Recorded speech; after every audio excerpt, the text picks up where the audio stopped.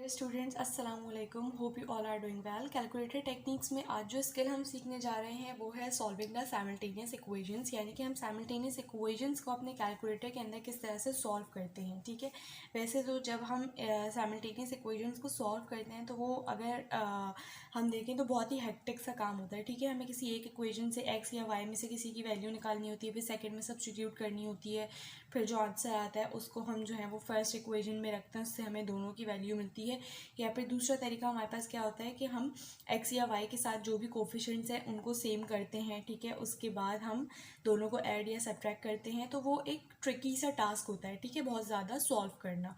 लेकिन अगर हमें साइमल्टेनियस इक्वेशंस फॉर एग्जांपल मिलती हैं और कोई ऐसा सवाल है जिसके अंदर हमारे पास हमें इक्वेशन निकालने में, मतलब जो आंसर आ रहा है उसको निकालने के मार्क्स नहीं मिलेंगे बल्कि किसी और चीज़ के मार्क्स मिल रहे हैं, यानी ये काम हमारा जो है वो इम्पॉर्टेंट नहीं है बहुत ज़्यादा, तो हम डायरेक्ट कैलकुलेटर से उसको निकाल सकते हैं। ठीक है, या अगर हम वेरीफाई करना चाह रहे हैं कि हमारा आंसर ठीक आया है या नहीं आया, तो उसके लिए भी हम कैलकुलेटर की ये जो ट्रिक है वो यूज़ कर सकते हैं। ठीक है, यहाँ पे आप देख रहे हैं मेरे पास पहली इक्वेशन लिखी हुई है 3x + 7y = 26, 4x + 5y = 13।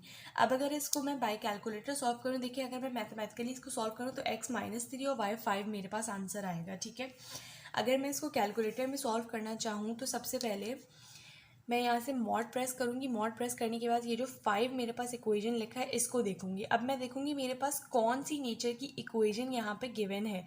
तो अगर मैं देखूँ तो मेरे पास ये फर्स्ट इक्वेशन जो है उस नेचर की इक्वेशन गिवन है, यानी x + y = कॉन्स्टेंट। यहाँ पे a एन एक्स का मतलब है जो भी आपकी फर्स्ट टर्म है। अब वो x की भी हो सकती है, y की भी हो सकती है, c d a b किसी की भी हो सकती है। ठीक है, उसके बाद सेकंड जो b n y है इसका मतलब जो सेकंड टर्म है आपकी वो, और =cn का मतलब है कांस्टेंट। अब देखिए यहाँ पे जो मेरे पास इक्वेशन लिखी है वो बिल्कुल इसी फॉर्म में, यानी एक फर्स्ट वाला फिर सेकंड वाला फिर =2 के बाद है कांस्टेंट। ठीक है, तो हम फर्स्ट को सेलेक्ट करते हैं। अब यहाँ पे मेरे पास इसने कुछ इस तरीके का ओपन किया, तो यहाँ पे ए के अंदर मैं 1 के अंदर अपनी पूरी फर्स्ट इक्वेशन लिखूंगी और 2 के अंदर अपनी पूरी सेकंड इक्वेशन लिखूंगी। किस तरह लिखूंगी, देखिए यहाँ पे मेरे पास ए यानी एक्स के साथ जो टर्म है वो है 3, तो वो मैंने लिख दी। वाई के साथ जो टर्म है वो है 7, वो मैंने लिख दी। =26, तो ये मैंने लिख दिया। ठीक है, फिर सेकेंड इक्वेशन में एक्स जो है वो मेरे पास है 4, वाई जो है वो है मेरे पास 5, और हर उसको दबाने के बाद मैं =2 दबा रही हूँ। ठीक है, और जो कांस्टेंट है वो है 13।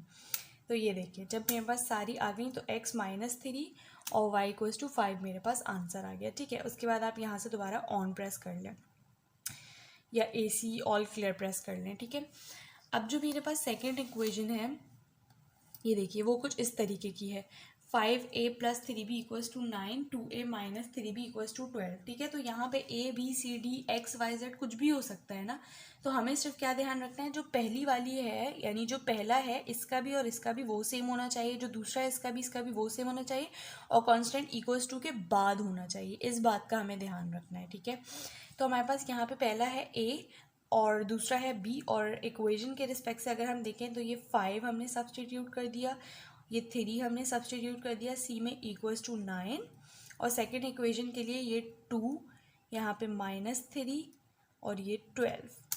तो आंसर देखिए मेरे पास आया a = 3 और b = -2, और यही मेरा एक्चुअल आंसर है। सही है, ये देखें अब पार्ट 3 अगर मैं देखूँ ना तो इसके अंदर मेरे पास कांस्टेंट जो है वो पहले ही गिवन है, =2 से पहले, जबकि अगर मैं अपने कैलकुलेटर को देखूँ तो उसमें अकॉर्डिंग टू द फॉर्मेट मेरे पास जो कांस्टेंट होना चाहिए वो =2 के बाद होना चाहिए। सही, तो मैंने यहाँ पे अपने जो इक्वेशंस थी उनको according to my calculator format लिख लिया। सही, यानी कॉन्स्टेंट को मैंने =2 के बाद लिखा है।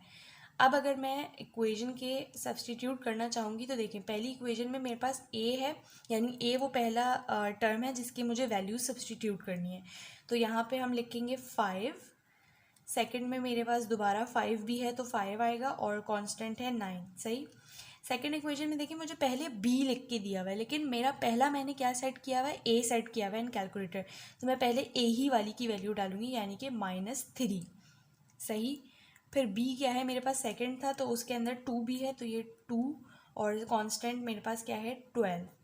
तो ये देखिए मेरे पास x जो आया वो आया -42/25 और y आया 87/25।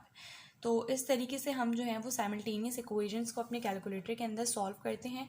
आई होप आपको ये जो ट्रिक है वो पसंद आई होगी। अगर पसंद आई है तो काइंडली वीडियो को लाइक करें, कमेंट करिए और मेरे चैनल को सब्सक्राइब करिए।